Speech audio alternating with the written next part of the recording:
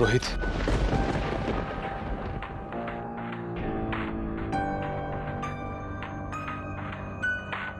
অংশুভ, অংশুভ ফুলকির কোনো খবর পেলে? না পারমিতা,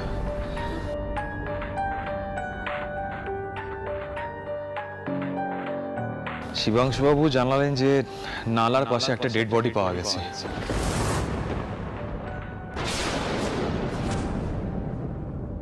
ওরা গেছিলেন, তবে থ্যাঙ্কফুলি সেটা ফুলকির নয়। আমার এই পুলিশের চাকরিতে আমি একটা কথা শুনেছি, নো নিউজ মানে গুড নিউজ। ফুলকিকে আমরা পাবই।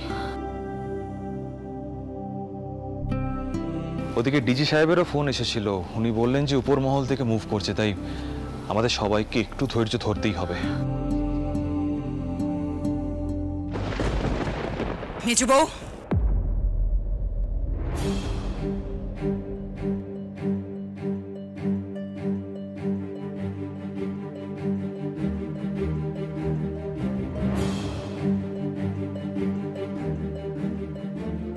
তুমি একটার পর একটা বিপদে পড়বে আর তার ফল ভুগবো আমি আর আমার পরিবার। দেখো, ফুলকিকে খুঁজে পাওয়া যাচ্ছে না, খুবই দুঃখের বিষয়, বুঝি আমি, কিন্তু তার মানে এই নয় যে তোমার ছেলে আমার জামাইকে মারতে উঠবে।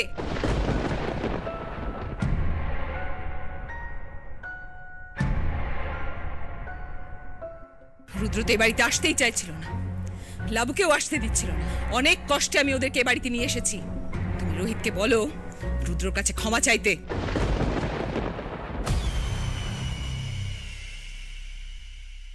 দিদি, ফুলকিটার কোনো খোঁজ পাওয়া যাচ্ছে না।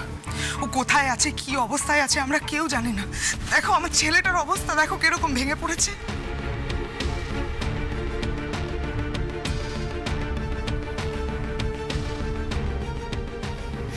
মা, এই পরিস্থিতিতে আবার ঘটা করে ক্ষমা চাওয়ানোর কি হয়েছে বলো তো?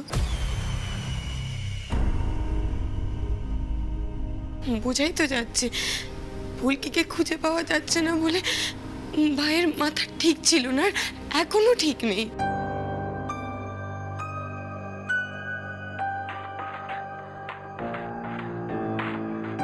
তোমাকে কেউ এর মধ্যে কথা বলতে বলেছে লাবু? আমি কথা বলছি তো। দেখো মেজো বউ, আমি সব বুঝতে পারছি, কিন্তু রোহিত যে ব্যবহার করেছে রুদ্রর প্রতি, তার জন্য এটুকু তো তাকে করতেই হবে, সে যতই ও ভেঙে পড়ুক।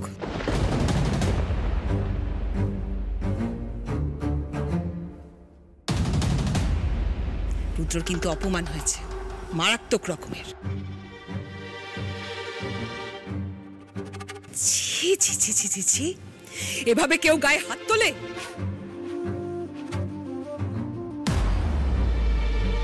এই গায়ে হাত তোলা থামাতে গিয়ে তো আমার কথাটা শেষ হয়ে গেছিল।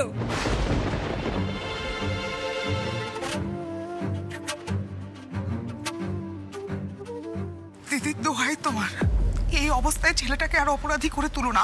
আমি পারমিতার কাছে সব শুনেছি।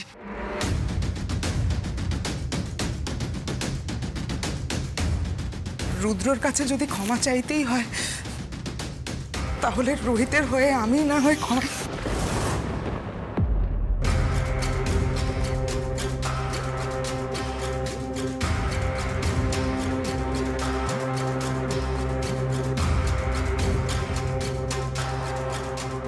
একদম না, তুমি আর কারোর কাছে কোনো ক্ষমা চাইবে না মা।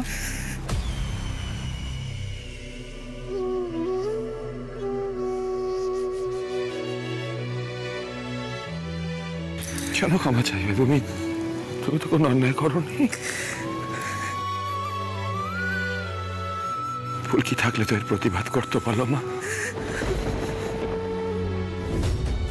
ও তো বলতো আমাকে, স্যার আপনি মাকে কেন ছোট হতে দিচ্ছেন, বলতো।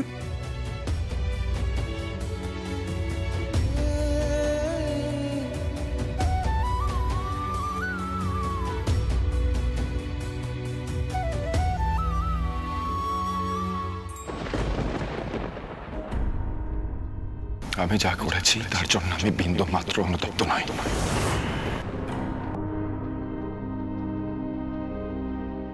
ক্ষমা চাওয়ার কোনো প্রশ্নই আসে না।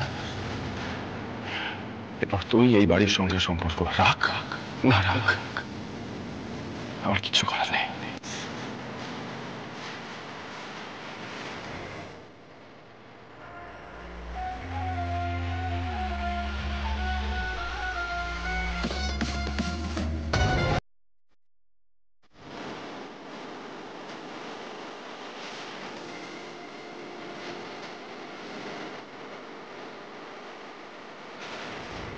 এই জন্য এনেছিল তো আমাকে এখানে? তোমাকে বারণ করেছিলাম, বলেছিলাম তোমাকে আমি। মেজবউ, তোমার ছেলেরই কি ব্যবহার! আমি তো ভাবতেও পারছি না। ছে! আরে ছেড়ে দাও না মা, ছেড়ে দাও। কেন এইসব কথা বলছো বলো তো? ফুলকি ঢুকিয়েছে তো ওইসব কথা রোহিতের মাথায়। ফুলকি সমস্ত কিছু ঢুকিয়েছে। আমি না তোমার মুখ চেয়ে চুপ করে বসে আছি মা। আমি আমি কিচ্ছু বলছি না। একবার ফুলকির কোনো একটা খবর পেতে দাও, তারপর আমি সবটা বুঝে নেব।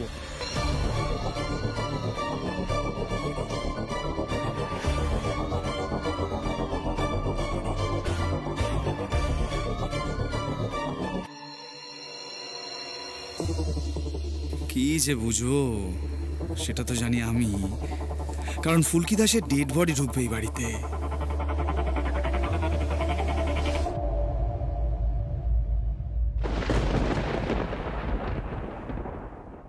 রোহিত রায়চৌধুরী পাগল হয়ে যাবে, জাস্ট পাগল। বিবেক দংশনটাও শুরু হয়ে যাবে। ঠিক তখনই আমি একজনকে খুনি হিসেবে হাজির করে দেবো সবার সামনে। ফুলকি দাস, আর তুমি কিচ্ছু করতে পারবে না। এবার তুমি শেষ। টাটা বাই বাই তো করেই এসেছি, এবার বাকিটা আমি বুঝে নেব।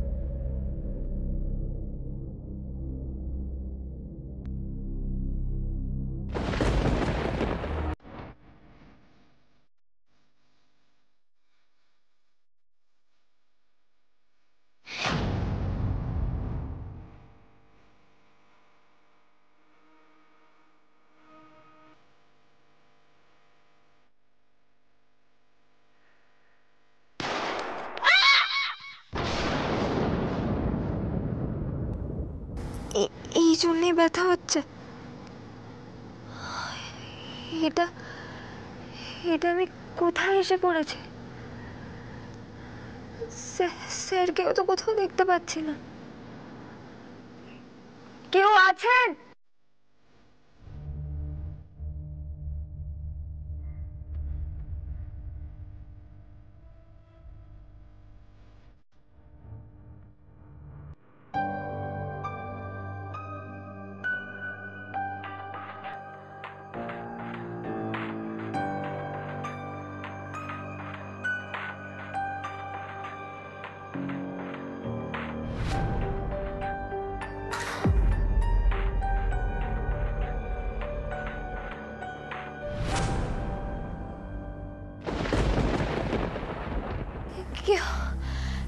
কেউ আছেন? তুমি উঠেছো মা? মা কালীর অশেষ কৃপা যে তোমার জ্ঞান ফিরে এসেছে। দেখি মায়ের পুজোর ফুল তোমার মাথায় ছুঁয়ে দিই।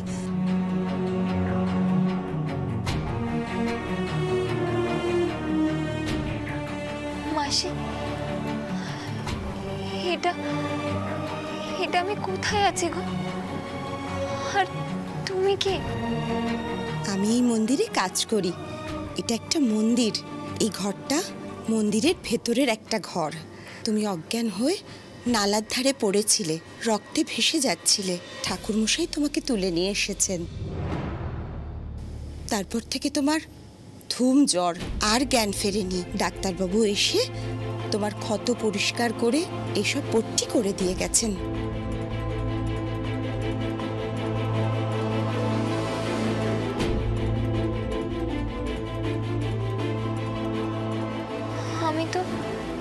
আমি তো ওই বাংলো বাড়ির হেরিটেজ হোমে ঝিলে পড়ে গিয়েছিলাম।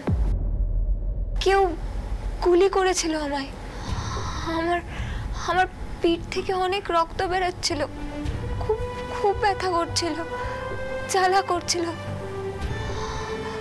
আমার স্যার ঘুমিয়ে পড়েছিল। আমরা পরিবারের সবাই ঘুরতে এসেছিলাম। আমি নালার ধারে এলামই বা কি করে? আর কিভাবে মারল? আমি তো একজনের পিছু করছিলাম।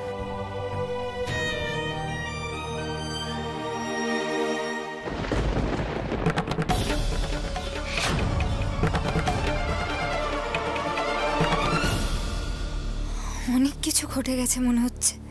তুমি উঠতে পারবে মা? তোমার শাড়ি টাড়ি সব রাখা আছে। তোমাকে মন্দিরেরই একটা শাড়ি পরিয়ে দেওয়া হয়েছিল। চলো, আমার হাতটা ধরো, বাইরে চলো। এখানে মা কালীর মূর্তি আছে। আগে মাকে প্রণাম করবে, চলো। তারপর ঠাকুরমশাই সব ব্যবস্থা করে দেবেন। আমি তাহলে মা কালীর মন্দিরেই ছিলাম। মা কালী তাহলে আমায় রক্ষা করেছে।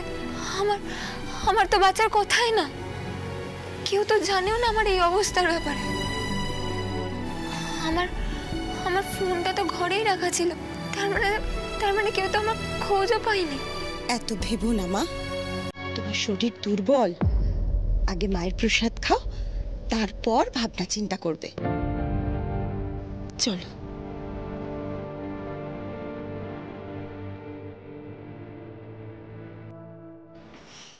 ওকে, আস্তে।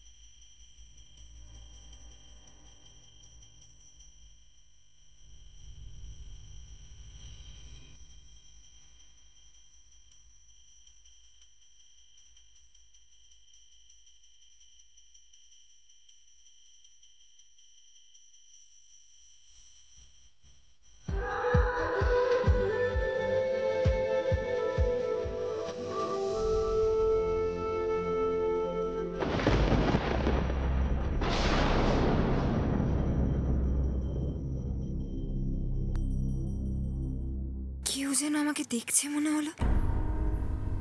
কই, পেছনে তো কেউ নেই। কি দেখছিল আমাকে? নাও মা, আরতির তাপ নাও। তুমি যে সুস্থ হয়ে আজ নিজের পায়ে দাঁড়িয়েছো, এ শুধু মা কালীর দয়া।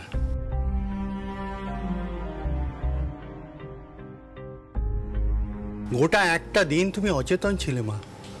প্রচুর রক্তক্ষরণ হয়েছে।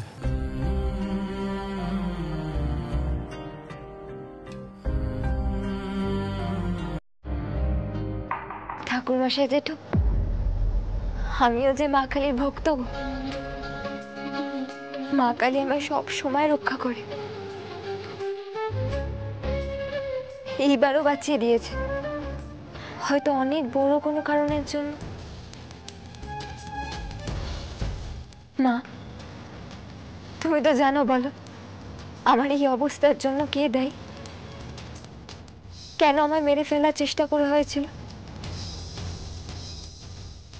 এবার কিন্তু ফুলকিদাস আর চুপ করে বসে থাকবে না, সরাসরি প্রতিবাদ করবে। সর্বনাশ, তুমি খুব দুর্বল মা। যাও ভেতরে গিয়ে হাত মুখ ধুয়ে নাও, তারপর এসে প্রসাদ নেবে। আমি তোমার বাড়ির লোককে খবর পাঠাচ্ছি। তুমি কোনো ফোন নম্বর দাও।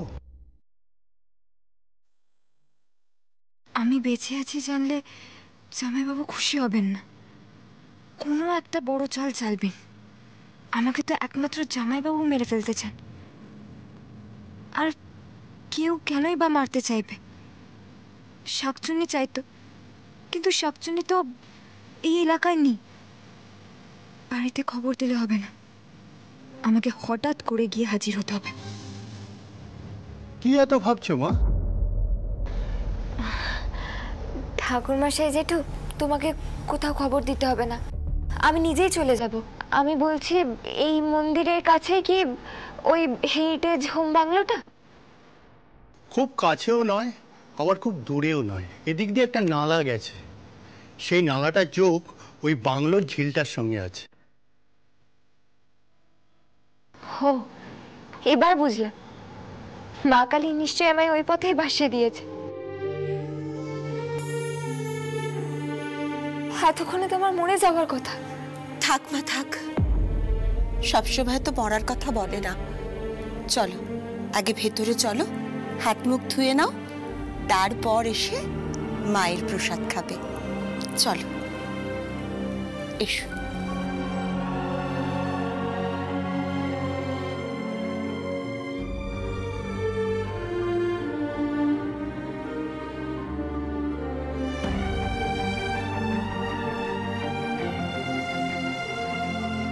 পূর্ণদা, আপনি ওই মেয়েটিকে ওর বাড়িতে ফিরিয়ে দেওয়ার ব্যবস্থা করুন, আর একা ছাড়বেন না যেন, ও খুব দুর্বল।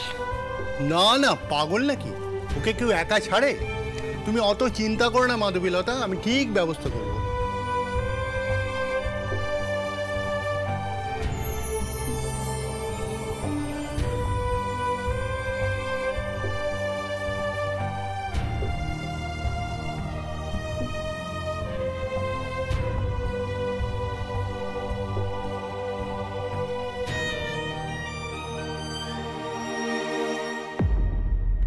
কেন যে এই মেয়েটার জন্য এত চিন্তা হচ্ছে সে আর তোমাকে কি করে আমি বোঝাবো। মেয়েটার সুরক্ষা আমার জন্য খুব জরুরি, আর কোনো ফাঁদে ওকে পড়তে দেওয়া যাবে না।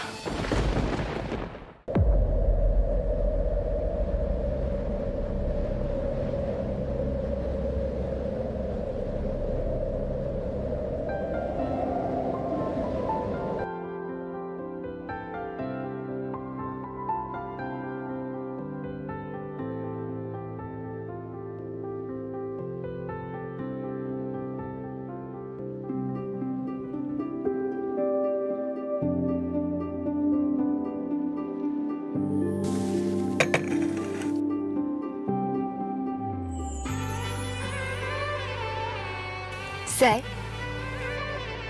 স্যার উঠে পড়ুন, আমি তো চলে এসেছি স্যার।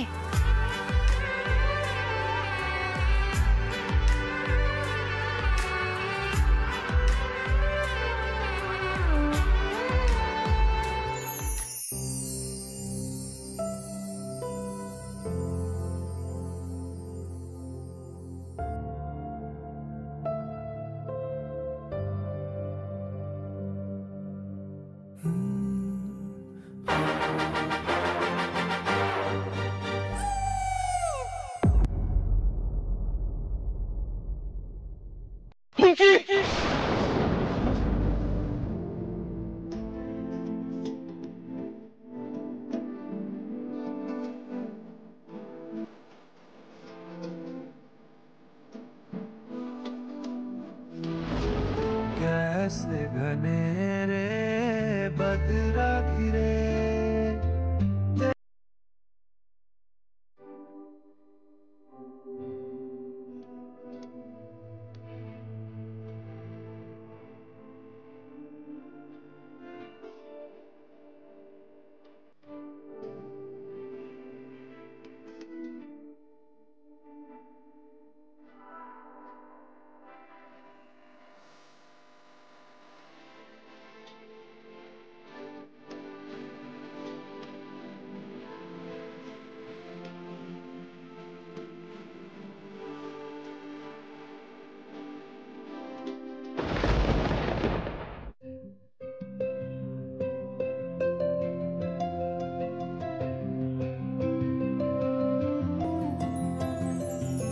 बाबू मनोरथ साजू अभिसारे पहलू सुनील बेस काजर नयने सलाज बयाने कुसुमे सजानु के सखी हम मोहन अभिसारे जाऊं बोलो हम एतक सुख कहाँ पाऊं